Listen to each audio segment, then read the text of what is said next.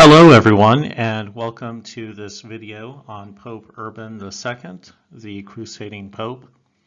We are wrapping up, we are finishing our look at influential leaders of the medieval era, and Pope Urban II is definitely one of those very remarkable and very important leaders of the medieval era.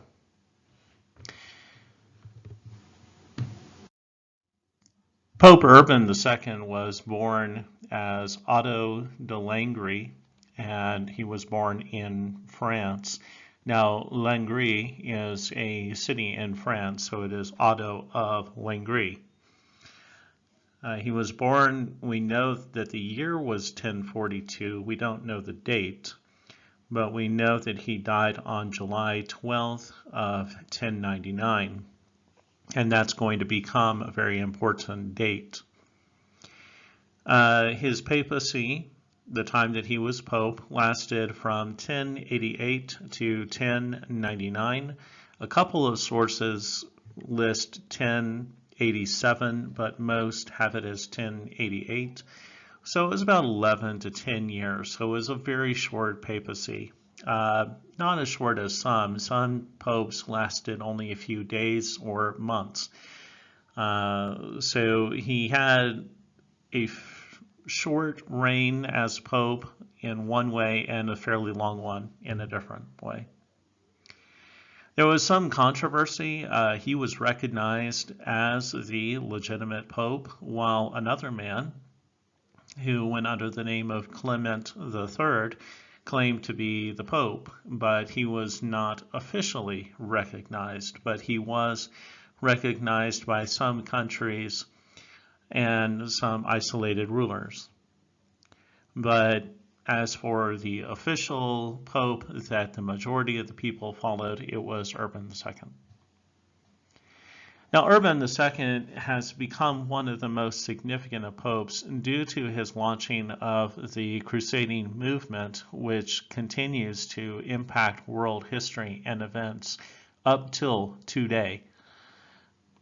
And that is one of the reasons why I'm posting this video on him, because his short papacy had an impact on human history that still is being measured and marked on an almost daily basis. And it goes to show that one person can make a difference, and whether that purpose is in one person's mind good or bad or in the middle, neutral, it still shows that anybody can make a very significant impact far longer than their life. And far longer than the role or position for which they fulfill. And that is an important thing to bear in mind, that as you live your life, you can have an impact on humanity, you can have an impact on your friends and family that long outlast your own life. And the question you should be asking yourself is that what we call legacy going to be beneficial? Is it going to be harmful to others? How am I impacting the world around me? Getting back to Pope Urban II, he was invested in restoring church authority over all places, meaning that over the 10 years of his papacy, he was very concerned with restoring the church authority to the level of a monarchy, and in theory a monarchy which would override all of the other monarchies or kings and queens in Europe. Now, he also wanted to restore or put Latin Christianity, i.e. the Catholic Church, back into the Middle East, but this was blocked by the Greek Orthodox Church. And the Greek Orthodox Church was supported by the Byzantine Empire, and so there was a significant problem during this time. There was not a united power in Europe. By this point, Charlemagne's Western Roman Empire had collapsed, had broken into many different sub-kingdoms and smaller, what we call principalities. And so the Pope could not organize or exercise the same level of authority that Leo had exercised during the reign of Charlemagne. Now, Pope Urban II, he came up with the idea and the concept of the Crusades after he received a letter from Emperor Alexius I Komnenos, who was the emperor of the Byzantine Empire. And Alexius had written Pope Urban a letter requesting mercenaries, maybe 6,000, 10,000, we need men, we need soldiers, professional knights, and soldiers to help recover portions of the Byzantine Empire which had been lost to the Muslims. And again, Islam is a militant movement, meaning that they're not merely a religion, but they have military aspects to them. So to fight against Islam was, in their minds, to also fight against a rival empire. So this was not viewed as a war against a specific religion. It was viewed as a war against a different type of empire, a different type of thinking process overall. Now, again, as I said, the emperor wanted troops, he wanted soldiers, he wanted a few soldiers to restore at least what is called a buffer zone, or a portion of land that keeps his empire safe against invasion from the rival Muslim empire. Urban reinterpreted this letter. He was doing what many popes did before, and what we talked about with like King John. He was going around Europe on a tour. He was basically in his recreational vehicle, his travel trailer, and this letter found him at a stop, and he reads it, and he gets a great idea.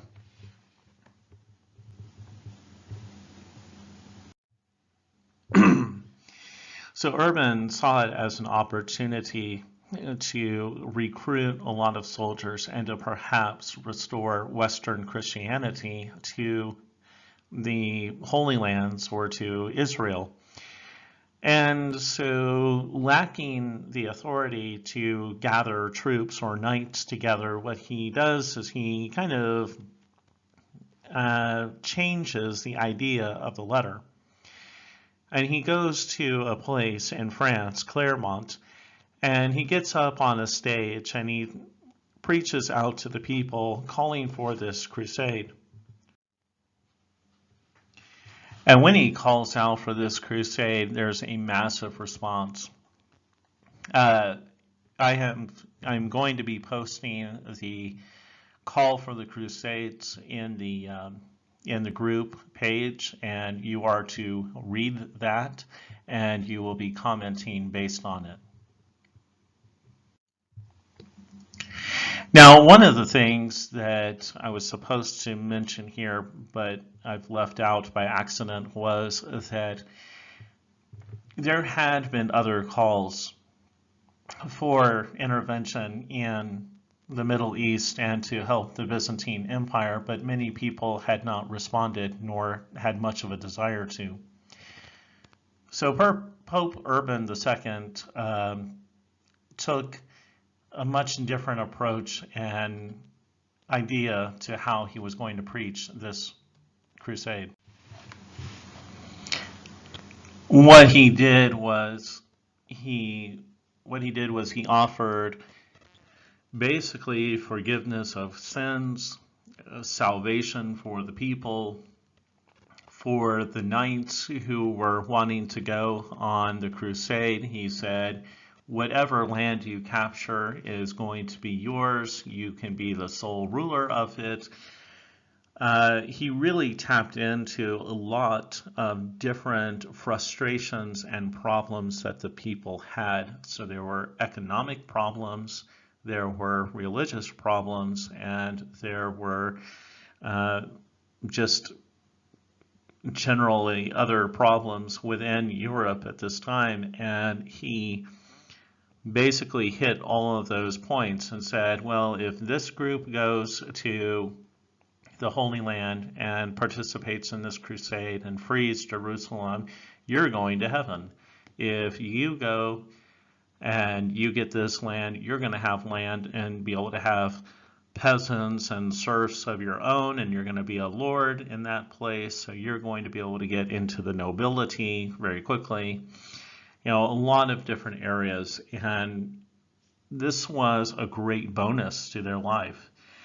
So again, I want to emphasize that the Crusades were not entirely focused on religion. There were aspects that were economic as well as social that needed resolution, and this was the great opportunity to resolve them.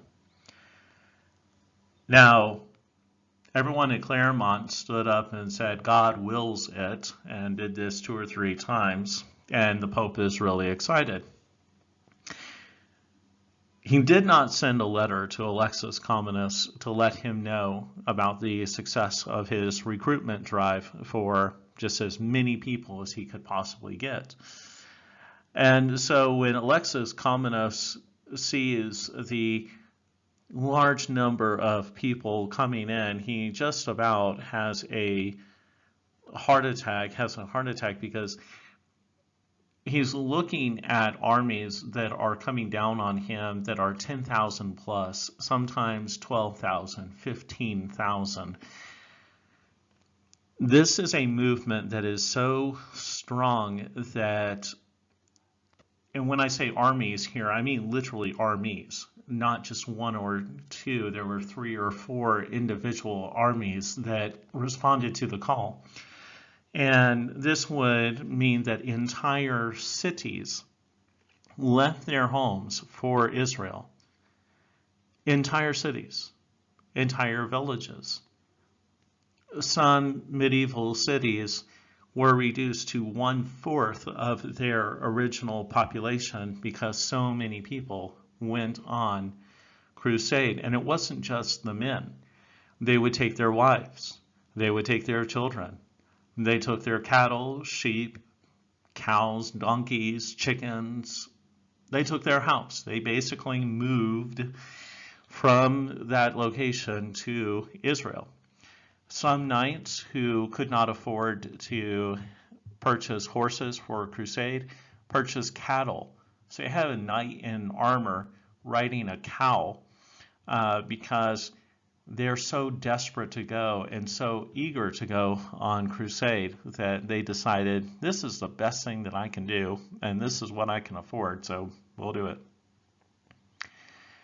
Now, unfortunately, Pope Urban died on July 12th of 1099, and Jerusalem fell on July 15th of 1099.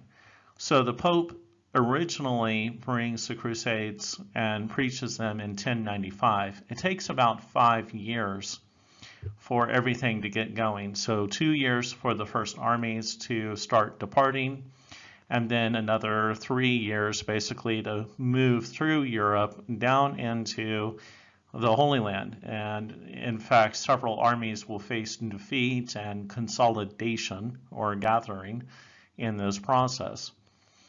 So Jerusalem falls on July 15th, 1099. Pope Urban does not even live long enough to receive news of the fall of Jerusalem. And by the time the reader or the letter carrier gets to Rome with the news, he has already been dead for several days. So it's a great disappointment, and just as a historian, I see some, that was pretty disappointing that he didn't get to live to see his own project come to fruition. But again, this is hitting on that same theme that I was raising before about something that you begin long outlasting what you have, what you live through or experience. The Crusades that Pope Urban II started would last from 1095 until 1187.